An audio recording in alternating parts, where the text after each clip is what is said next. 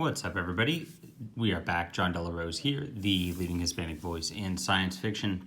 I bought a tripod so I could just not have to hold it while reviewing books like this, and I can't find it. So, is what it is. Right now, I've got this, and I'm just holding the books, doing my thing. Get my hand motions in the video. How exciting! But I got this, and you're noticing this is not a comic book. It is a book.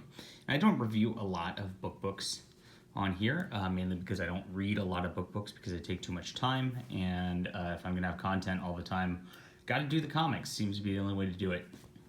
But I wanted to highlight this one because this is Warhammer Age of Sigmar Warcry. And I just bought the Warcry base set a couple weeks ago because my son seemed very interested in playing that game. And he really liked these characters right here, the Iron Golems, especially from that base set. And so since this had it on it, I wanted to read this, see if it was appropriate for him as a 11-year-old, since he expressed interest in reading about the Iron Golems. So this is an anthology, so you get 6 stories in here. You get a little introduction to the Age of Sigmar. And here they are. The Harrower by David Anandale. I'm sorry if I butcher names. The Method of Madness by Peter McLean. The Devourer's Demand by Ben Counter. Proving Ground by Sarah Cockwell. Eight-Tailed Naga by David Geimer. And The Iron Promise by Josh Reynolds. So I read all of these. They each highlight a different faction within the game. I'm a novice. I do not know Warhammer whatsoever, so my review perspective will be from that perspective. And hopefully I remember these stories pretty well. I read them on vacation last week, and so I'll do my best with them. Yeah, I don't know anything about Warhammer Age of Sigmar. As I was reading these, I asked a buddy who was way familiar, kind of give me a rundown of the setting. And basically, there's this like realm, and there's like 4 different gods, like Chaos and Death, and a couple others. I don't remember their names. And they're vying for power in this realm. And there's some history involved where there's a bunch of like tribal warband factions who all have kind of different traits and things like that that are either serving gods intentionally or tricked into service of such gods. In order to establish themselves in the realms and all that. And so that's the basic setting. It's not a strict fantasy setting that you'd expect, so it's not like elves versus orcs or anything like that. You've got different factions and who do different things. So let's see. We have the first one here was about a group called... What were they called? I don't remember what they were called. But they're basically like the Unmade. Sorry, there we are. I found it. So they're called the Unmade, and they're basically people who have their like limbs and stuff like that detached, and they put like knives on instead of hands and things like that, and they're just solely meant to inflict pain and all that. And this is about a group that goes forward and fights. Trying to find this tower that they're supposed to find from prophecy or whatnot, and they inflict more pain. The main character loses limbs and becomes like a higher stature because of the new implants and whatever. And there's some conflict in there between characters, which is pretty nice and well done. Where like one really doesn't believe in her lead and doesn't want to follow her lead. And at the very end, it's a very epic and gory battle. And I have to say, like, most of the stuff in this book is very gory. This might be the worst of them at the very beginning. There's a couple later on also that are similar, but this is pretty bad. And on the prose level, I would say a lot of it suffers from over-description, and that's not just something with this first one. This first one might be one of the worst ones in that regard also, but, it's these guys really try hard to, like, get a, like... And, he had a bloody stump of an arm with blood gushing from the arm and blood spurted on the bloody surface of the blood. It's that kind of stuff. And, I don't know. I assume Warhammer people are like it. Over description happens a lot in game-based fiction. I've noticed a lot also, and you see that they really want to describe their settings a lot. Really want to describe each of their models, like for the miniatures for the game. And so they get really into the description. It kind of bogs things down a little bit. It's pretty normal for the style of fiction, and I think the reasoning for doing it is to give readers who are really into the game or whatever a like, ha, I know that that miniature he's talking about exactly, or something like that, to get them that kind of feeling, so that they like have that connection with the reader. Now, as a person who's like, I assembled a few of the miniatures and I don't know anything about them, it just makes me skim over a lot of this stuff. But it was all right. The first one, as I said, was very gory, very straightforward story. All these stories are about, 50 pages, and so they're very quick to read, which is nice.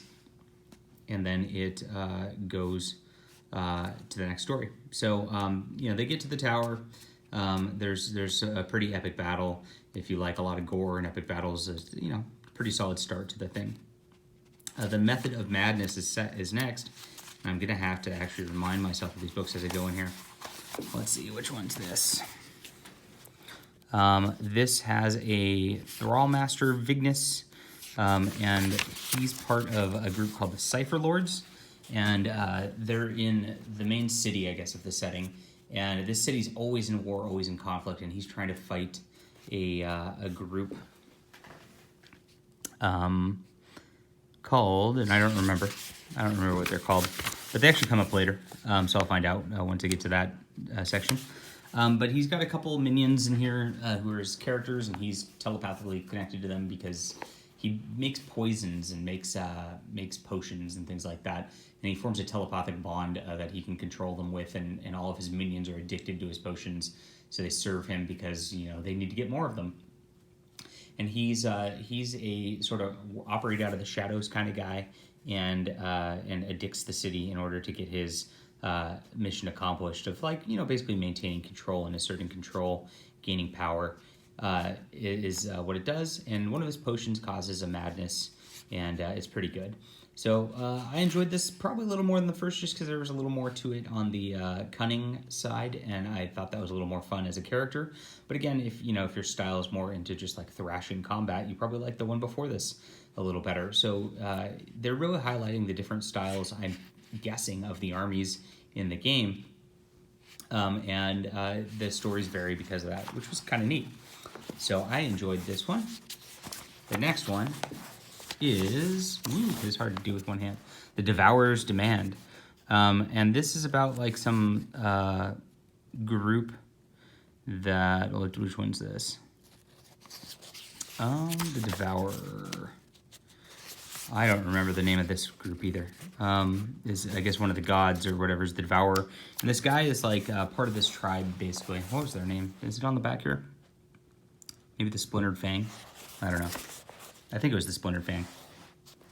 And it's more of, it's like a tribal hunter type of situation. And he wants to go and fight this strange creature, and there's a bunch of creatures in the game that come with the game, in order to prove himself as like the slayer of all or whatever.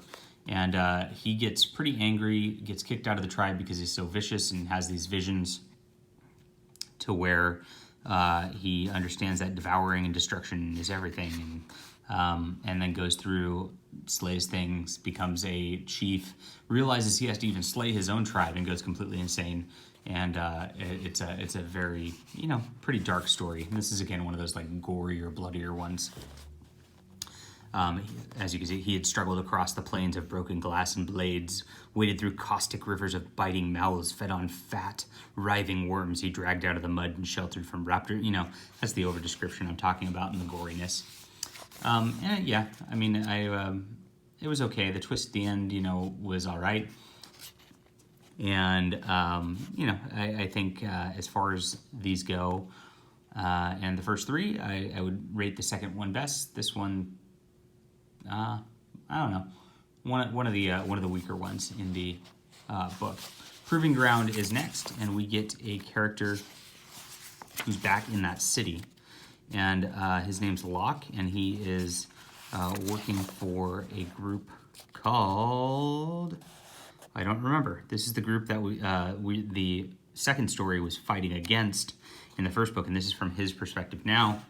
And he's dealing with these like creatures who are like snake worshippers, and they have Corvus Cabal. There we are. This is the Corvus Cabal, and they're kind of like ninjas who like ride the rooftops of this city, and you know, they have a feint sort of style of attacks, and they just kind of go in, they hide in the shadows, go back out, go in, pick, go in the shadows, go back out, and then hope they destroy their enemy that way.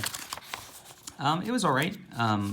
You know, the storyline was all right, and they end up dealing with these snake people whose name eludes me, and I don't see it in capitals anywhere here. Oh, Splintered Fang. I guess that last one wasn't Splintered Fang. I forget what they're named. That makes sense that Splintered Fang were the snake people. I don't remember what the other ones are called. They're like a beast tribe or something like that for that last one. And so he kills a bunch of Splinter Fang people, and there's a battle, and it ends in another bloody like thing like that. The next one is then from the perspective of the Splinter Fang, and this is a pretty neat one. I liked the backstory of this, where they actually throw somebody into a pit of snakes and see if he survives, and if he survives, he's worthy of the tribe, is their sort of deal. And they get led on a quest to find this 8-tailed Naga. They get, there's a little betrayal and all that goes on in here. Pretty fun. You know, it's all right. I liked it better than the last two, so I thought it picked back up a little again. And then finally, we have the actual Iron Golem one itself. And I don't know if I'm biased towards the Iron Golem because my son wanted to read about the Iron Golems, but I read this. I was expecting more of golems from the Iron Golems, and it turns out they're just people who put on armor. So that's not really a golem in my book. You know, you got this cool little iron thing. This is what they look like in the miniatures also. But they're just regular people, it seems like, and they just wear armor. So I don't know why they're called golems. But this one actually had a very nice plot line to it, where they are sent to retrieve a tithe to some guy who's like set himself up as a god of this area or whatever. And they've got a deal where they protect him, he gives a tithe, and then he's like, well, you better protect me in order to get the tithe. And so he sends them into this like dungeon cavern, very D&D-esque storyline, to hunt this monster. And it turns out there's more than a monster down there. There's like a big demon sort of thing, and lots of blood and lots of death ensue. But it's really good. I like their sort of sense of honor and sense of like, you know, combat through life and all that. So this book closed on a very high note for me, and this is probably some of the best prose out of here. Like I think the overwriting was a little less for this last one, and I think his little world building setup was a bit more compelling than a lot of the other stuff. So we got 6 stories. They vary in quality. They vary in style. And so we have this. It was worth reading. I enjoyed it. It was a good day read to read on the beach while I was on vacation and just have a little bit of fun. I definitely feel like I know a lot more about the Warhammer factions now for this Warcry deal. And so maybe that will enhance the game a little bit. I don't know. It's a game that I'm excited to play and check out, and this is a good introduction towards that. I'm glad I got my friend giving me the overview of how the realms were set up, even though there's a little page at the front that kind of alludes to it. You know, his understanding of that helped me grasp the setting a lot better than actually that front page did here. So I'd look up the Warhammer Age of Sigmar Warcry sort of flavor on Wikipedia or something like that. Make sure you understand that before going into this. If you're a giant Warhammer fan, I don't know, leave me a message and let me know what you think about that, because from a perspective of somebody who doesn't know much about it, I thought it was a decent overall book. There wasn't anything glaringly annoying about it, and all the writers seem pretty talented. So you know, probably 7.5 out of 10. Overall, I enjoyed it. Don't regret reading it. And that's it. Hit the like and subscribe button, guys. If you want more of this stuff, let me know. I'm happy. You know, I want to read and get into whatever you're into. so that you keep watching. So if this sort of stuff is cool, maybe I'll read more Warhammer stuff. Who knows? All right, I'll talk to you soon.